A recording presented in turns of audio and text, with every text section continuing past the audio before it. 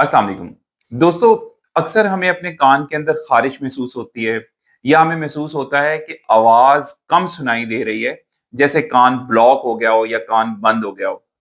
तो अक्सर लोग उसके लिए गलत तरीके से कान की सफाई करते हैं, जैसे गरम तेल डाल देते हैं या कॉटन बड का इस्तेमाल बहुत लोग अमूमी तौर पे करते हैं, जिसकी वजह से कान के पर्दे को नुकसान होने का खदशा होता है। तो इसी तरह के बहुत सारे तरीके जो कान की मैल को सफाई के लिए इस्तेमाल होते हैं, वो फायदे से ज्यादा नुकसान पहुंचाते हैं। तो दोस्तों, आज हम बात करेंगे 3 ऐसे आसान तरीकों के बारे में जिससे आप अपने कान की मैल को साफ कर सकते हैं।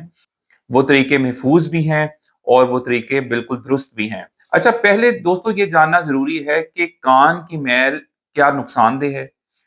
दरअसल अल्लाह ताला ने कान के अंदर कुछ गदूद रखे हुए हैं जो कुछ तेल पैदा करते हैं। तेल का काम ये है कि बाहर से जो भी गर्दो-गुबार या कीड़े-मकोड़े हमारे कान के अंदर अगर जाने की कोशिश करें या रात के टाइम अगर हम सो रहे हैं तो कोई छोटी कीड़ी या कोई कीड़ा हमारे कान में जाने की कोशिश कर रहा है, तो ये तेल, ये वैक्स उसको रोक लेती है।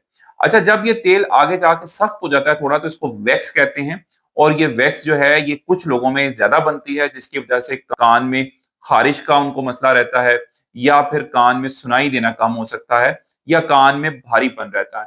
अगर ऐसा आपको भी महसूस होता है तो दोस्तों, ये आसान तरीके आप इस्तेमाल करके कान को नुकसान दिए बगैर कान की सफाई कर सकते हैं। तरीका नंबर 1।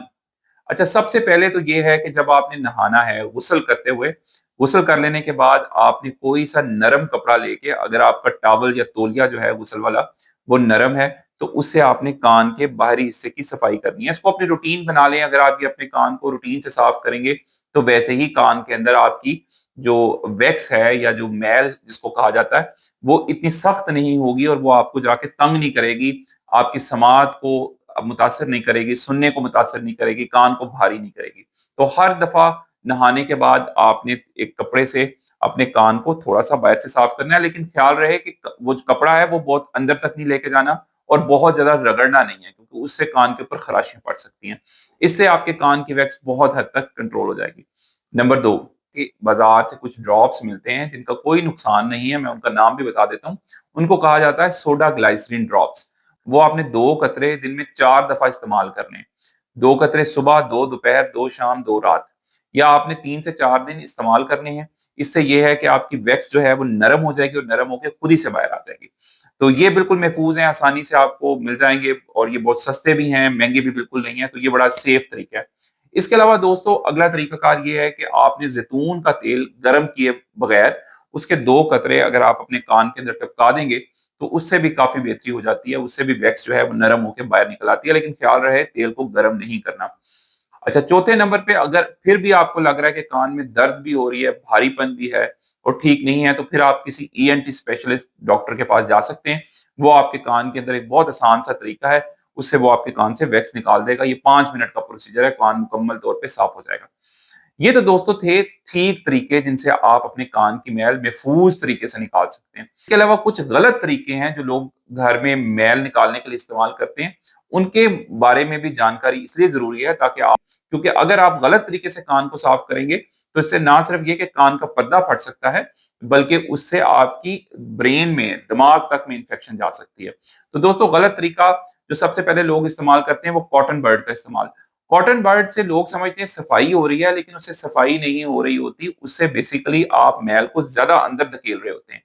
तो वो जो मैल जो पहले आसानी से ड्रॉप्स डालने से या तेल डालने से निकल आएगी, जब आप कॉटन बड का इस्तेमाल करते हैं तो वो मैल ज़्यादा अंदर जा रही होती है। अगर थोड़ी-सी मैल निकल भी आई तो ज़्यादा अंदर चली गई, जो बाद में ज़्यादा मसला करेगी। तो कॉटन बड का इस्तेमाल आपने बिल्कुल नहीं करना। नंबर 2, लोग तेल इस्तेमाल करते हैं सरसों का या ऑलिव ऑयल इस्तेमाल करते हैं, ज़ैतून का तेल, और उसको गरम करके डालते हैं। जब आपने तेल को गरम करके डालेंगे तो वो ज़्यादा आपको इन्फेक्शन कान के अंदर कर सकता है, और दूसरा ये कि वो कान के पर्दे को भी नुकसान दे सकता है। तो ज़ैतून के तेल के 2 कतरे आप इस्तेमाल कर सकते हैं, लेकिन उसको गरम किए बगैर आपने इस्तेमाल करना है, उससे आपको फ़ायदा होगा।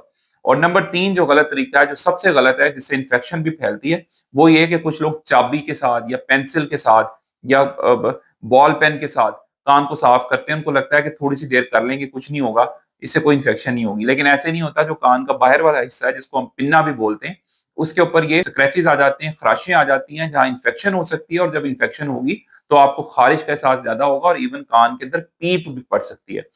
तो दोस्तों ये तरीके थे जो आपने जिन गलत तरीकों से बचना है और सही तरीके मैंने ऊपर बता दिए हैं।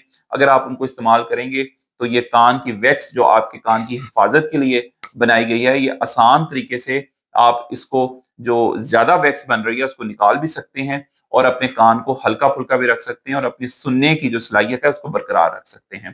दोस्तों अगर आपको ये वीडियो, ये मैसेज फ़ायदेमंद लगा है तो इसको दूसरों के साथ भी शेयर करें ताकि दूसरों का भी भला हो सके।